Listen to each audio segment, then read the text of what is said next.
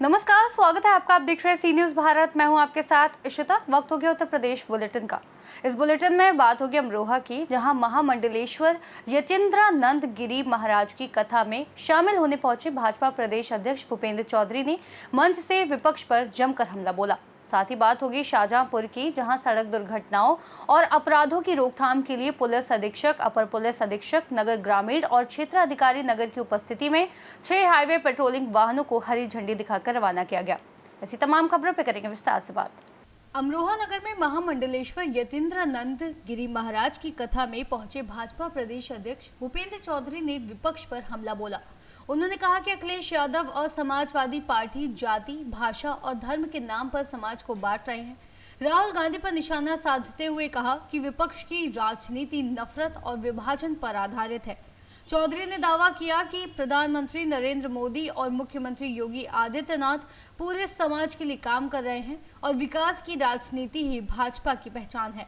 Samajwadi party और अखिलेश यादव जी की जो विचारधारा है, उसमें जाति, भाषा, क्षेत्र के नाम पर समाज को बांटना, उनकी पार्टी अपनी बिरादरी की पार्टी, और उसी के लिए वो काम कर रहे हैं। मोदी जी और योगी जी देश के 140 करोड़ लोगों के लिए काम कर रहे हैं। अमरोहा से सी न्यूज़ संवाददाता गौरव श्रीमाली की रिपोर्ट।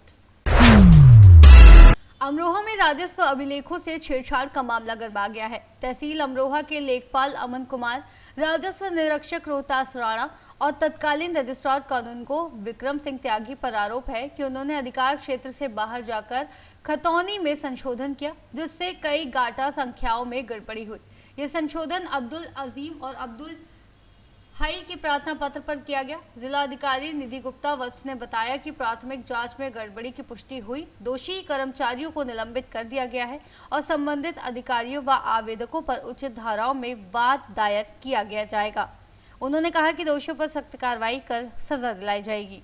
एक मामला संज्ञान में आया था जो कि ग्राम शहबाजपुर रला का है, तहसील अमरोहा का, जिसमें तहसील की टीम के द्वारा, जिसमें लेखपाल आरआई और आरके शामिल थे, उनके द्वारा एक लैंड को म्यूटेशन करा गया और करीबन 40 दिन के बाद वो म्यूटेशन को निरस्त कर दिया गया।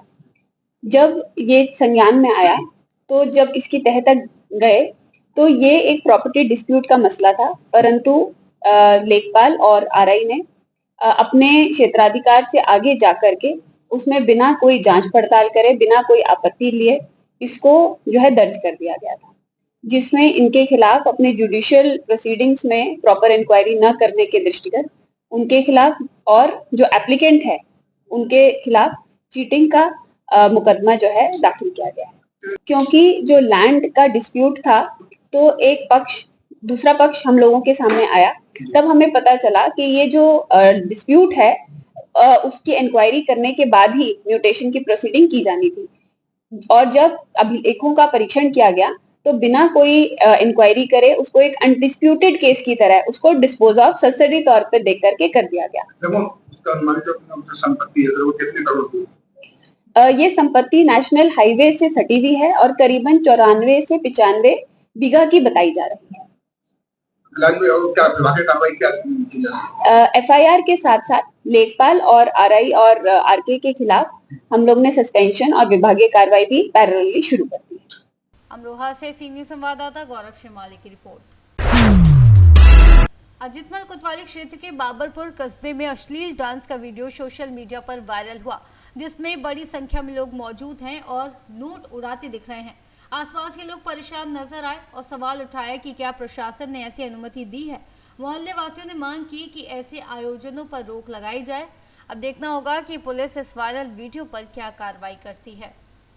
और रैया से सी न्यूज़ संवाददाता राजेश मिश्रा की रिपोर्ट। मुरादाबाद के थाना मधोला क्षेत्र स्थित काशीराम नगर के कंपोजिट स्कूल में हुई चोरी का खुलासा पुलिस ने कर दिया है।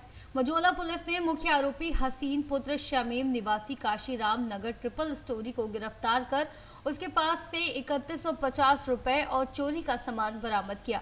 हसीन ने कबूल किया कि उसने अपने भाई वसीम और पड़ोसी राहुल के साथ 9 सितंबर की रात स्कूल से 6 बैटरियां, LED TV, DVR, UPS, CCTV camera और स्पीकर चुराए थे। बैटरियां 15,000 रुपए में कबाड़ी को बेच दी, जिससे उसे 5,000 रुपए मिले। आरोपी ने बताया कि वह नशे का आदी है और नशे के लिए ही चोरी करता है।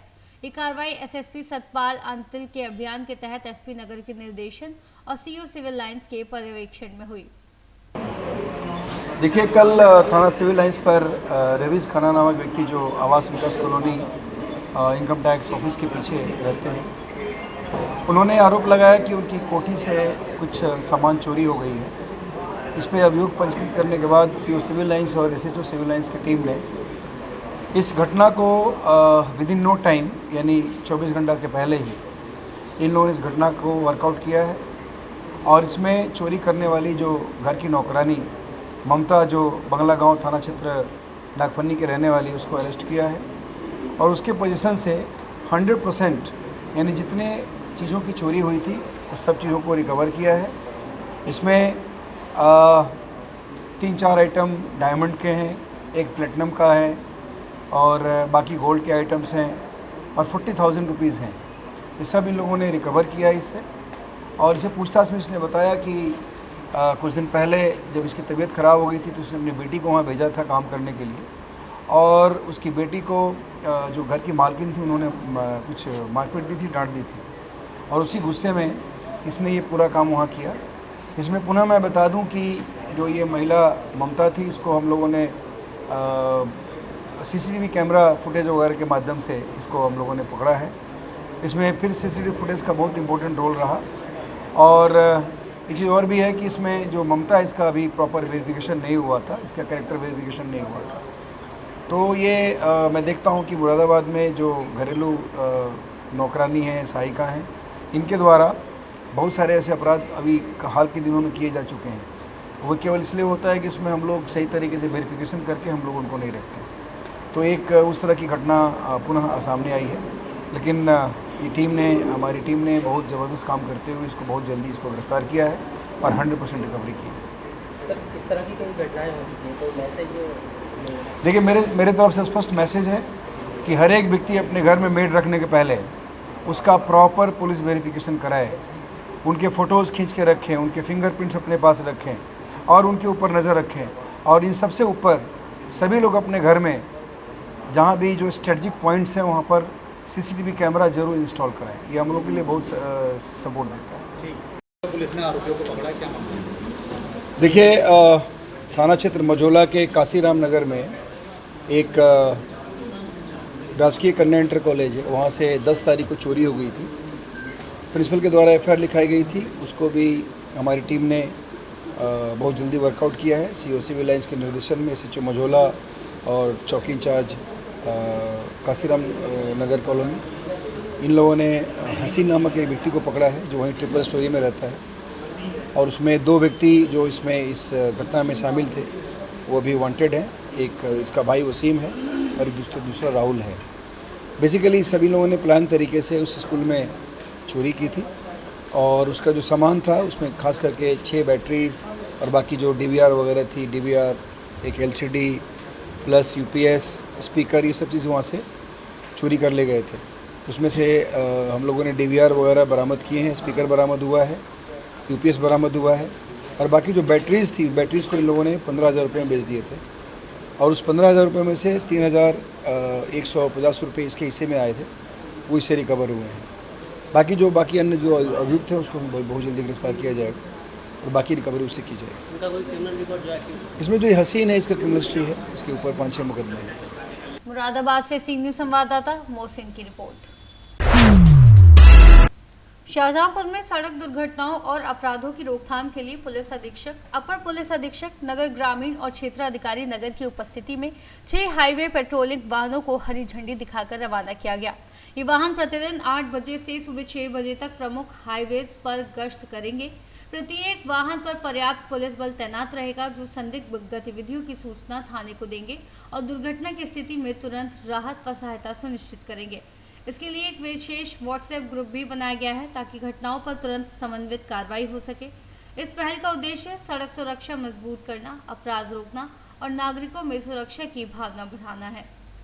शाहजहांपुर से सीनियर संवाददाता फसाद खान की रिपोर्ट। बुलेटिन में फिलहाल इतना ही। देश और दुनिया की तमाम बड़ी जानकारियों के लिए देखते रहिए सी न्यूज़ भारत।